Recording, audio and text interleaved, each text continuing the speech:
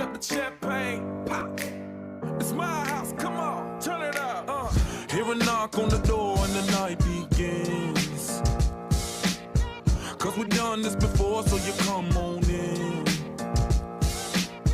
Make yourself at my home, tell me where you been. Pour yourself something cold, baby, cheers to this. Sometimes you gotta stay in, and you know where I live. Yeah, you know what we is. Sometimes you gotta stay in. Welcome to my house, baby, take control now. We can't even slow down. We don't have to go a while. Welcome to my house, play that music too loud. Show me what you do now. We don't have to go a while. Welcome to my house. Welcome to my house. Morning comes and you know that you wanna stay. Close the blinds, let's pretend that the time has changed. Keep our clothes on the floor, open up champagne. Let's continue tonight, come on, celebrate. That's how we do. Sometimes you gotta stay in, and you know where I live. Yeah, you know what we is. Sometimes you gotta stay in. Welcome to my house, baby, take control now. We can't even slow down. We don't have to go a while. Welcome to my house, play that music too loud. Show me what you do now. We don't have to go a while. Welcome to my house. Welcome to my house. Welcome to my duck off the crib, the spot, the pad. But my house is your house if you throwing it back. Excuse me if my home draining the sand. Soon as these happy faces land, you can run with the cash. Home run, slam dunk, touchdown pass. Mi casa es tu casa, so it ain't no holding back. Another shot of vodka, you know what's in my glass. It's my house, just relax. Welcome to my house, baby, take control now. We can't even slow down. We don't have to go a while. Welcome to my house, play that music too loud. Show me what you do now. We don't have to go a while. Welcome to my house. Hello, everybody. Welcome to your house, to my house, to our house, Hacking HR. This is our community. Thank you so much, everybody, for being here. Good morning, good afternoon, good evening, wherever in the world you are connecting from today. Thank you so much for being here. Please let us know where you are connecting from. For me, it's this morning, but whatever time of the day it is for you, please let us know where you are connecting from today. Just post it in the chat. It will be awesome to know what everybody is. If you're connected live right now in any of our social media channels on Facebook, LinkedIn, Twitter, or YouTube, please let us know if you have any questions or if you have any comments during this conversation. Just post it in the chat. I try to keep an eye in the chat as much as possible to make sure that I bring up some of your ideas, your questions, your resources, whatever it is, your insights, whatever it is that you post in the chat. I try to use that also as input for our conversation. You are watching this Hacking HR live chat series. We started this series at the beginning of the year, and we've had a great deal of conversations with brilliant and super talented people who have come to our show, to this live chat series, to share about the work they've done, the research they have put together, the books they have written for all of us. And it's been truly amazing. Honestly, I gotta say, I do this for the community, but selfishly, I also do it for me, because at the end of the day, I am learning so much and I am taking so many notes. And one thing that is happening actually through these conversations is that the insights that the authors and the guests that I'm bringing to the show are sharing with us and with me, those insights are helping me design more conversations, more events, more learning programs for the community. So it's been really, really valuable and useful from a growth and development perspective, but also from a perspective of designing some of the content that we put together for you in the community. So it's been truly amazing, and I am hoping that you are taking the most advantage out of these conversations that we're having here in the Hacking HR live chat series, or in any other of the events that we're putting together in Hacking HR. Uh, if you're watching the replays, thank you so much for being here. And for everybody, I would love to encourage you all not just to watch the live sessions, but also go back to our website, hackinghr.io, click on live chats, and you will find all the conversations are posted in there. We've had so many amazing conversations, and I encourage you that if you have a little bit of time, just go there and tune in once a week or whatever it is, whatever you can, to the conversations that we've had with these brilliant authors. A lot of material in there, a lot of which necessarily doesn't have anything to do directly with HR. And to me, that's part of the beauty of these conversations. We bring authors to talk about things that when you look at them, at least on the surface, you are like, well, wait a second, what does this have to do with HR? This is Hacking HR, and that conversation is about whatever else.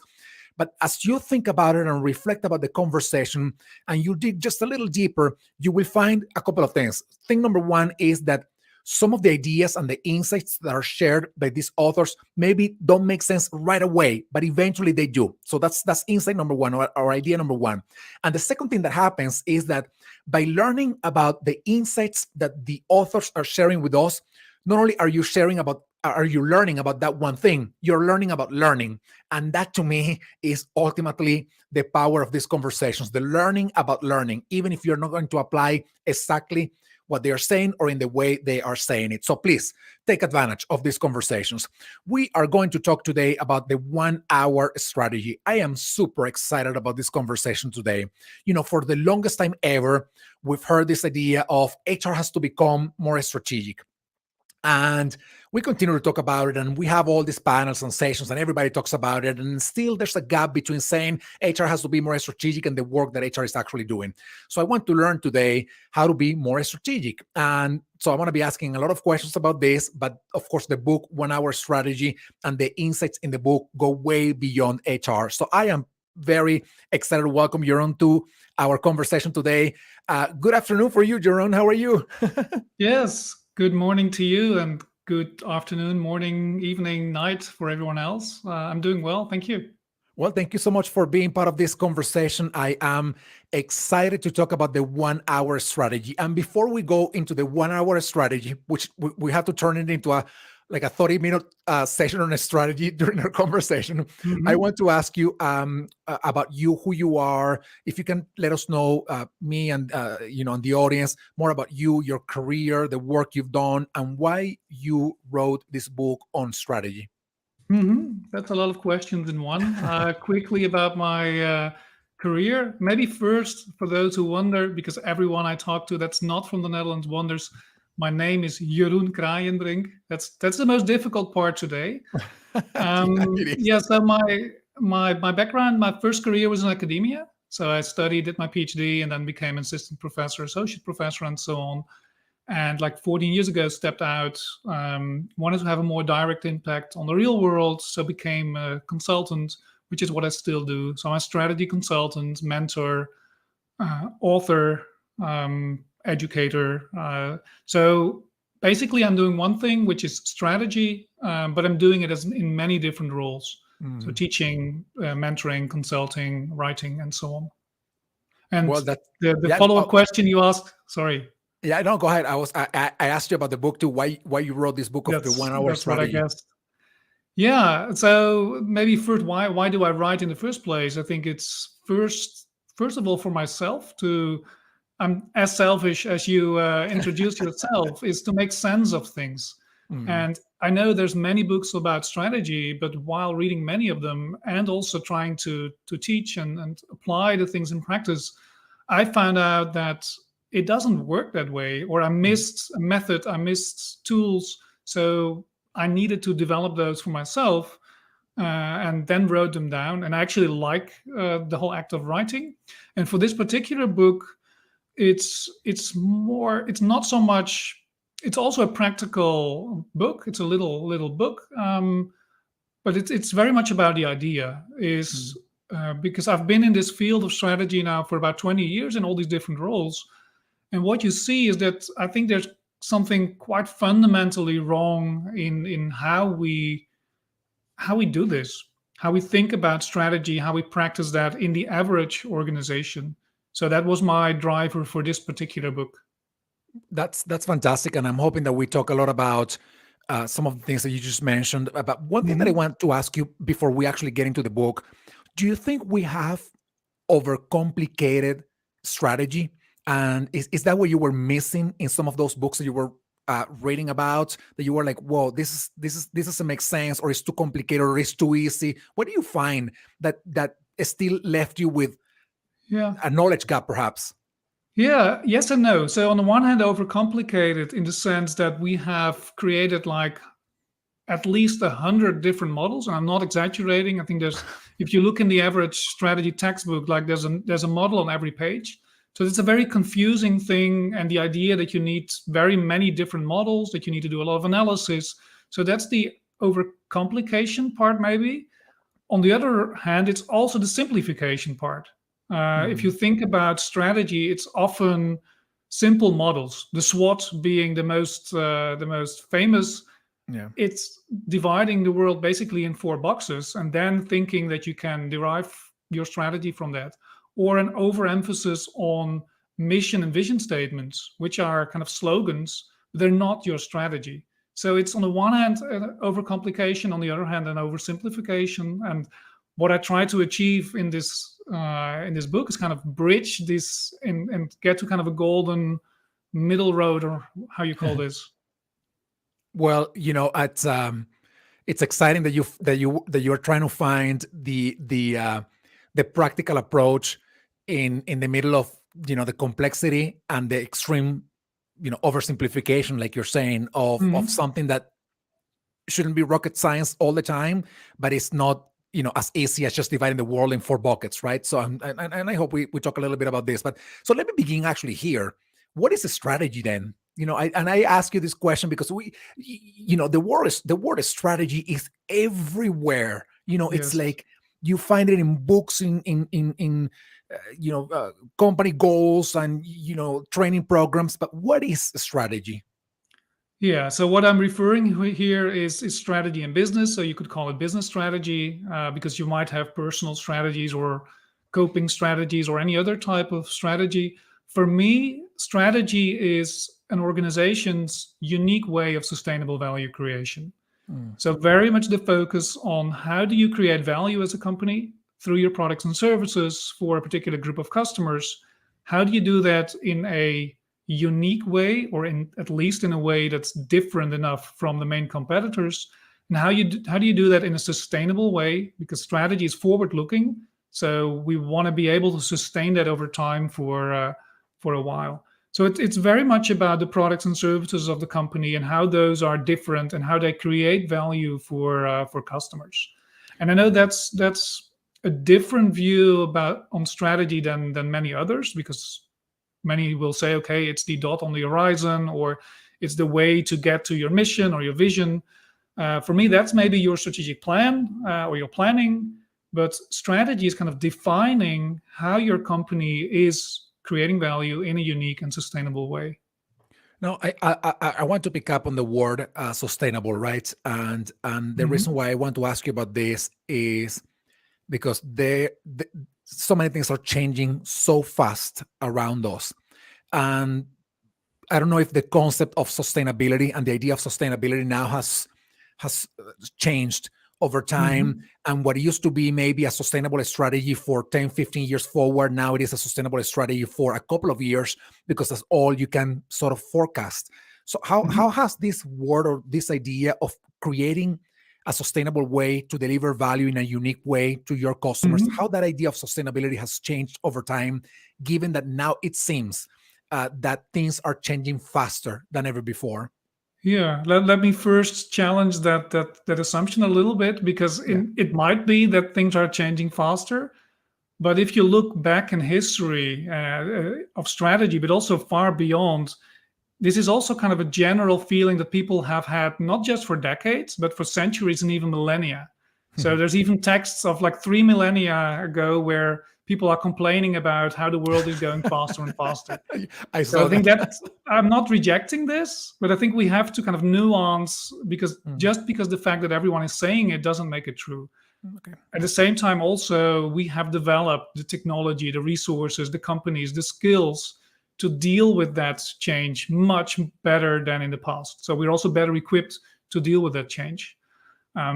I think for me, the main thing is probably that we might have thought in the wrong way about strategy, business strategy, in the first place, because I doubt whether 100 years ago, whether things were truly predictable, whether a 5 or a 10-year plan really worked. We kind of assume that it is, and that things are very different now, but I doubt that. So sustainable here means not. It's very hard to attach like a timeline on that. Is it 3 years, 5 years, 10 years, whatever? That really depends on the industry.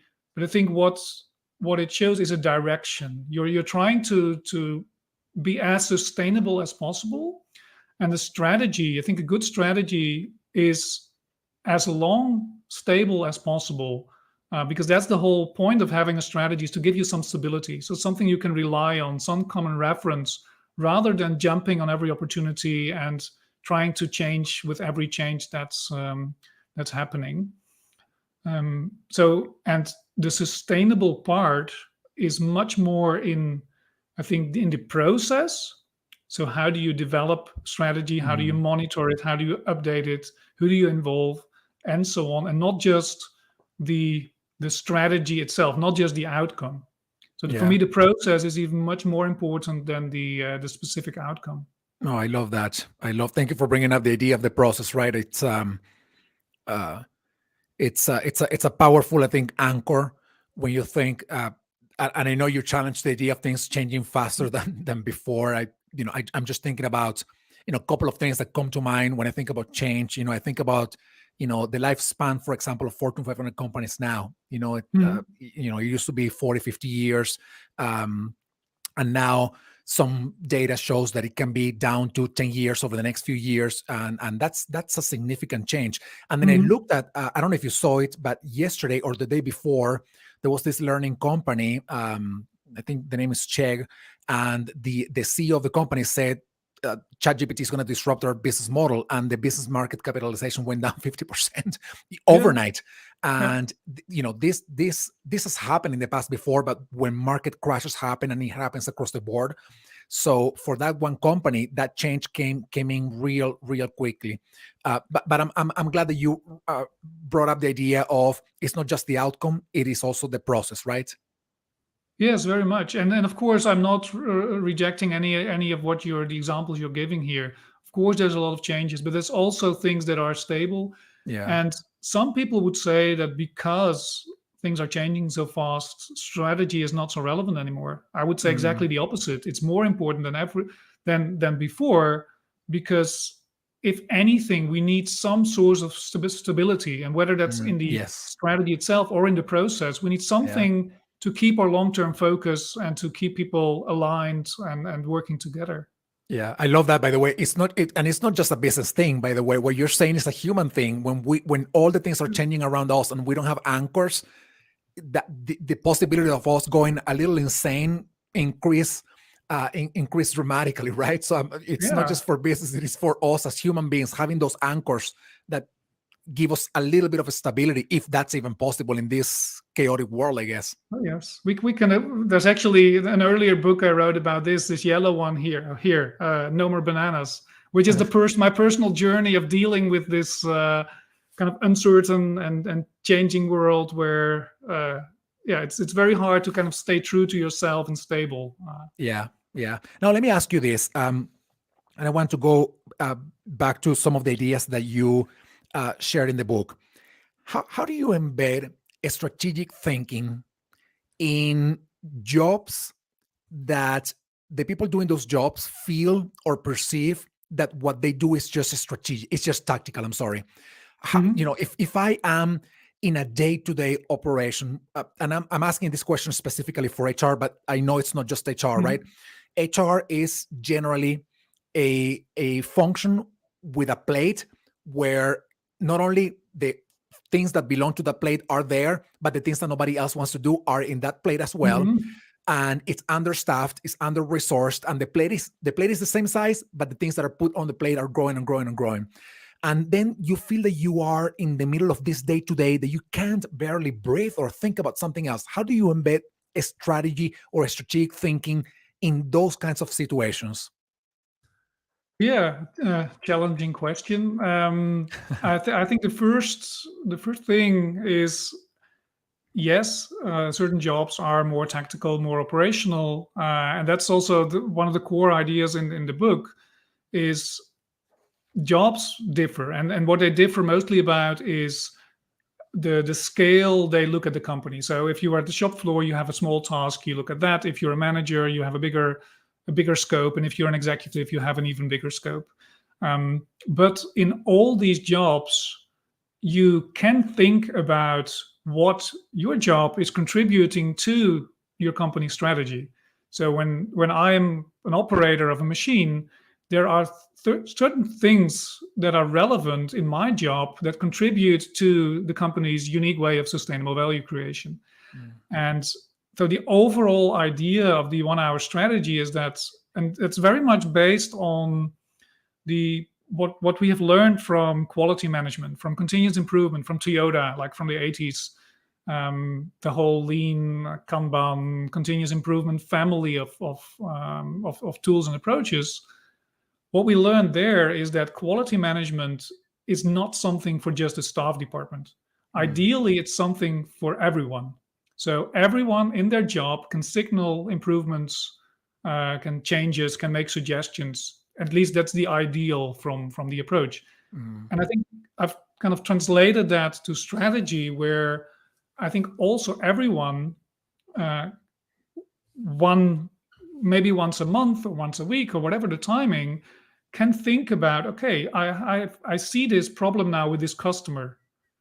My manager needs to know this. Actually, it could be interesting for the company, because this has an effect on our products and services, or how we position ourselves, or how we help our customers, or let's say on the revenue side, someone sees an opportunity for generating more revenues, a slight change in revenue model with a client. It's usually, or it's not necessarily the CEO or the board who sees these opportunities. So everyone can think strategically and apply that strategic thinking to their own job and signal strategic opportunities. What you were also asking is, how do you make sure that in this kind of being overwhelmed with the day-to-day work, it's a very valid question. It's also, I think that's a matter of priorities, and I think the very fact that as a company you are overwhelmed, and whether that's HR or any other function, if the work is too much for your plate, I think that's largely a result of bad strategic thinking. So of course that's a chicken and egg problem, or a catch-22 if you like. But I think if you pay attention to strategy in a more systematic way on a day-to-day, week-to-week, month-to-month basis, you kind of avoid getting buried in the day-to-day work. That's what the whole idea of strategy and also the idea of the book is about. Yeah. I am reflecting about this quote that I have no idea how you feel about it, but I am going to say it because I'm sure you've read it a trillion times, and it is, culture, it's strategy for breakfast. Why am I bringing up that quote right now? And I would love to hear your thoughts about this, Jeroen. But why am I bringing that quote right now? Because for somebody who is on the shop floor, or somebody who is a frontline worker, for them to see something that can be done differently to be more effective, more efficient, or to deliver more value, they have to know that there's trust and safety between them and their manager to be able to bring that up. And that's culture, right? I mean, whatever a strategic idea you're going to bring up, there's culture element in there.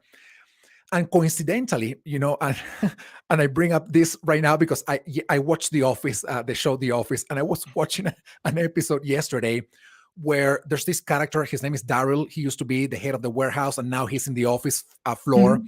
And he had brought up an idea to Michael Scott, who is the manager of the branch, and the idea got buried. And then when the headquarters heard about the idea years later, they are like, this is a great idea and we want to make it happen. But Michael never gave Daryl the opportunity to actually explore that idea. And that is culture. So how do we make this work from a cultural perspective? And how do you feel about the culture strategy for breakfast quote in the first place? Yeah, again, a lot of food for answers. I think I also admit I'm watching the Office like currently, and I think I remember the episode you were referring to here. But it's a very good illustration, and I never thought about using the Office as an illustration for my point. But what you see there is Daryl, who was at that time, I think, the shop floor, literally like downstairs in the warehouse, bringing in an idea. And this is what that's the thing we want to achieve. I want to achieve and facilitate with what I outlined in the 1 hour strategy is that you create not just a culture or safe atmosphere, but you create a process, a structural, systematic process where people like Daryl can bring in their ideas and that they must be taken seriously because there is a process. It's part of the way the company works. So I think it's a very great that you bring it up. A very good illustration of exactly why we need this, because there's too many Michaels in the world, probably. Not as terrible as him, I hope. But kind of being blocked by your supervisor, or just having no place where you can go with your great ideas. And the fact that the corporate office, after years, kind of signal that this was a great idea shows that there are these kind of ideas. Yeah. Specifically about culture eat strategy for breakfast. You may not be aware of this, but I think a couple of months ago, I wrote a post on this on LinkedIn.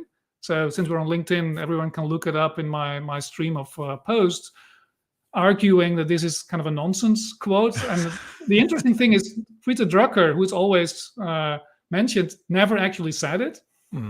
He said something like that, but not exactly the same.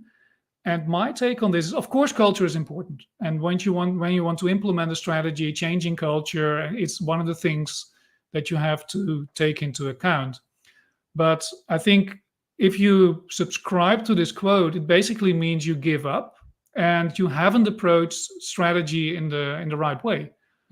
Because I think a good strategy, both in terms of content and in terms of process, takes culture very much into account. Yeah. So if you look into my approaches, thinking about a company's current culture and how that's a strong basis for what the company is doing is one of the fundamentals of thinking about strategy.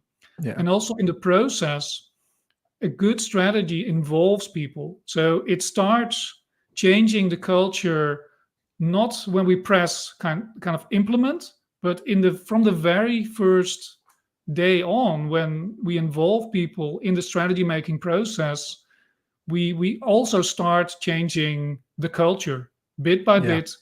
And if we have a systematic process to kind of manage our strategy in a way, we also are better able to kind of manage our culture. And I know it's what the core message that culture is very hard to change. That remains. But it means we need to include that reality into the strategy making process and into our strategies. Yeah, that's fantastic. Jeroen, let me ask you this question, and I'm trying to find a way to phrase it, right? I'm going to say it simply like this. How do you measure the success of a strategy? But I'm going to add a nuance to that, or a comment to that. If you're designing your strategic plans as a company, and you know that over the next 5 years, you can generate, I don't know, $100 billion in revenue. You're a gigantic company and you can generate that amount of money in revenue over the next whatever amount of years. But then you are so focused on delivering that strategy that you stop seeing possibilities around that strategy, even Mhm. either to make it better, to change things in that strategy, whatever it is, Mhm. to make more revenue. And I want to give you one specific case that, or two cases actually, that I don't know if they were, I think one of them was the result of a strategic oversight, and the other, I don't know what happened. One is the case of Mhm. Kodak, and the other one is the case of WhatsApp, right? You remember Mhm. Kodak in the 1975s, when digital photography first, emerged. I remember talking to Mhm. the engineer who created this, and he said the company was so focused on film photography that they didn't see the value of digital photography. Mhm. What happened? Yes, it took them 30 years to go bankrupt, but they went bankrupt because of the very technology that one of their engineers invented. Mhm. So case number one. And in the case of WhatsApp, I don't know if it was a strategic foresight, but you had a company, or a tool created by an engineer who was working in the company, and the tool never hit it off inside the company. People didn't care much about the tool, and then the tool itself was sold to that company for $20 billion. Mhm. So are these companies so narrowly focused on their strategic plans that they are missing possibilities around that strategy? Yes. Of course, with these cases, there's always more than one explanation. Yeah, of There's course. multiple factors at play there. I think what they illustrate is the kind of sticking to this kind of long-term linear view of strategy. So we Mm, develop something and it should stay stable for the next 5 years, 10 years. And once being invested in that, you kind of stick on the course and do as you did before in the Kodak case. And I think that's a matter of, again, not having a systematic ongoing process where mm, you actively measure and monitor the changes around you. So if you do your strategy sessions the traditional way, like once every 5 years, you do an offsite, you have fun, you do something serious, and then there is a plan, then you might kind of miss out on these opportunities or these developments. If you have a systematic process where monitoring your environment, where monitoring your internal issues, where monitoring your strategy in a systematic way, it's not a guarantee, but you're more likely to detect. And when you have a process where updating your strategy regularly, uh, you create a more adaptive company, you create a more mm. adaptive culture, and you still want to stay on course, but you are very open to changes. So I think with the Kodak case, it's very much having an adaptive, iterative, cyclical process rather than this linear long-term view on strategy. With the WhatsApp example you gave, I think that's another Daryl case where that's a new word here, uh, where the individual ideas, insights. So one of the little tools in the book is look at for everyone, think about the issues, ideas, and insights you have. When Yeah. you actively take those seriously, uh, again, no guarantee, but the chances that you would have spotted this and seriously thought about, okay, this tool, this idea from this employee, let's take it a little bit seriously and look at it from a more strategic point of view. Could it be exploited? Is there a strategy there? So no guarantees, but I think in both cases, having this process in place with engagement from people throughout the company reduces the likelihood of such sort of, yeah, big mistakes. Yeah. Yeah. What I'm thinking is, in defining success for a strategy, I am thinking about, of course, two things, right? Number one, the very definition of strategy that you shared before, creating value in a unique way. And number two, your capacity to adapt and your capacity to change, whether that is expanding possibilities. And even if you say on course, sometimes it may be, perhaps changing directions a little bit.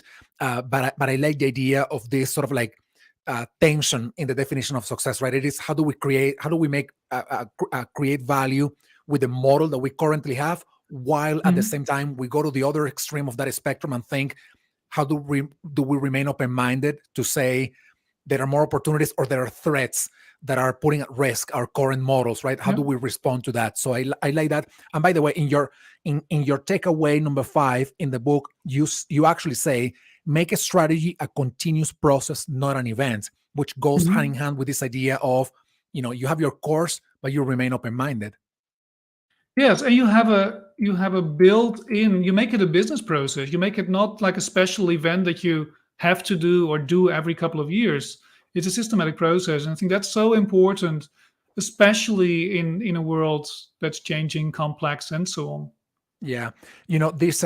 Thank you. And there's another thing that you talk about in the book, and I think it's the takeaway number 6 in the book. By the way, I don't want to give them all away. I'm just giving away a couple of them. Everybody, please go and check out the 1 hour strategy. Feel free. Yeah. I'm not going to give away all of the takeaways, but just 2 or 3 of them.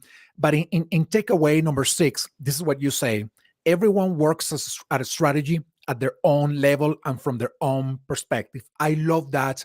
That's the diary. That's encouraging the Daryls of the world, right? That is telling them, we want to hear from you. If you see something, Toyota, the production lines, if you see something that is not working, we stop the thing and we fix it. We make it work because we know about that, because you're telling us. But I would love for you to expand more about that idea of making a strategy and everyone's job. Yeah, so that actually in some of the takeaways, make it part of everyone's job and do it at everyone at their own level. I think the same insight behind this continuous improvement is the idea that as a company you have a collective wisdom. Is no one in the company knows enough. Also the board executives, they know high level stuff. They don't know the details. And also, it's a little bit using the wisdom of the crowds. So we have discovered that in many other fields, but in strategy, not so much yet. And I think involving everyone in strategy is very much using this wisdom of the crowd principle, because you have a lot of the perspectives, you have a lot of different viewpoints, and together you know much more than separately, if you have a good process to combine all that. And then everyone at their own level, of course, asking someone, I don't know, whether it's an accountant or a shop floor worker or someone in purchasing or whoever, to think about the company as a whole doesn't make any sense, because that's not their job. That's not what they know about. They know their department, they know their job. And that's what I mean with everyone at their own level and from their own role. They can look at what they are doing, and within that the small world they operate in, they can think about, okay, what opportunities do I see?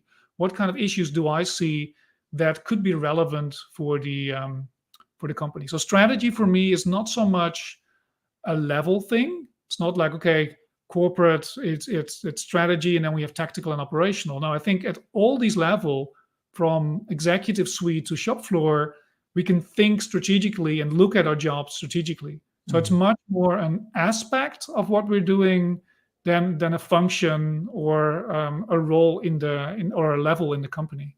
Yeah, let me go back, Jeroen, to something that you just said. You said before. You said if I work in the shop floor, depending on my level, I don't need to know what is happening everywhere else, because that's just impossible, right? I may get lost.